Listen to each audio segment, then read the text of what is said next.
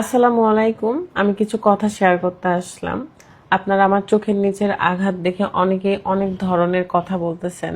আবার আমার পেজে একটা স্টোরি দিয়েছিলাম, যদিও বা স্টোরিটা আমি দেই নাই, তো সেটা নিয়ে অনেক কন্ট্রোভার্সি হচ্ছে। হ্যাঁ, এটা নিয়ে আপনারা কথা বলবেন, খুব স্বাভাবিক, কারণ সেলিব্রিটি ফারহানা বিথির লাইফে প্রথমবার আপনারা কোনো কিছু একটা পেয়েছেন আর কি কন্ট্রোভার্সি করার জন্য।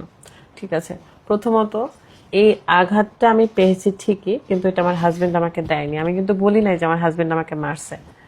আমার হাজবেন্ড এখন হসপিটালে আছে, কারণ সে অসুস্থ। তার মানে এটা না যে আমি আমার হাজবেন্ডকে মেরে হসপিটালে পাঠিয়েছি। আপনারা কিন্তু আপনাদের মন মতন ভিডিও বানাচ্ছেন এসব বলে বলে। এসব কইরান না। এসব আমরা এমনিতেই একটা খারাপ সিচুয়েশনে যাচ্ছি, মানে পার করতেছি খারাপ সিচুয়েশন। তার মধ্যে আপনাদের এইসব ভিডিও আমাদেরকে আরো বেশি ডিপ্রেশনে ফেলে দিচ্ছে। যাই হোক, আপনারা ক্লিয়ার হয়ে নেন। স্টিল নাও আমি কিন্তু আমার রুমেই আছি। ঝই ঝামেলা একটু করে হতেই পারে। তো আমার হাজবেন্ড রাগের মাথায় ওই স্টোরিটা দিয়েছিল, বাট তখনই আবার হচ্ছে আমরা ওটা ডিলিট করে দিয়েছি। তো আমি বুঝে গেছিলাম, কারণ যেহেতু এত বড় একটা পেজে একটা এত সিরিয়াস বিষয় নিয়ে স্টোরি দেওয়া হয়েছে, এটা নিয়ে অনেক কথাবার্তা হবে আর এটা সহ্য করতে হবে, কিছু করার নেই। আর আপাতত আপনারা এসব নিয়ে ভিডিও কইরেন না, ঠিক আছে? দোয়া করেন, কারণ আমি দেখলাম রাজশাহীর একটা গ্রুপ আছে, আমাদের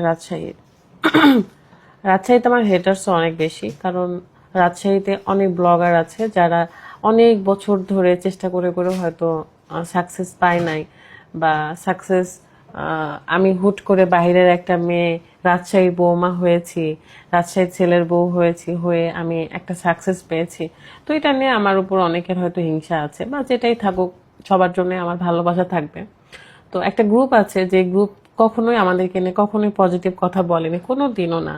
আমি কখনোই তাদের কাছ থেকে কোনো সাপোর্ট পাই নাই রাজশাহীর গ্রুপটা থেকে। তো লিখেছে দেখলাম যে আম্বানির বউয়ের নাকি আম্বানির সাথে আম্বানির বউয়ের নাকি ঝামেলা হয়েছে। তো এটা কি সত্য নাকি মিথ্যা?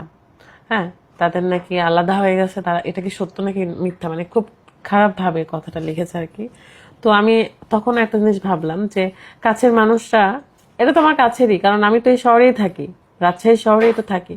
কাছের মানুষরা কখনোই মানে আনন্দ দেখলে খুশি হয় না, কিন্তু কষ্ট দেখলে খুশি হয়, বুঝছেন? তো এই খারাপ সিচুয়েশনে অনেক কিছুই বুঝলাম।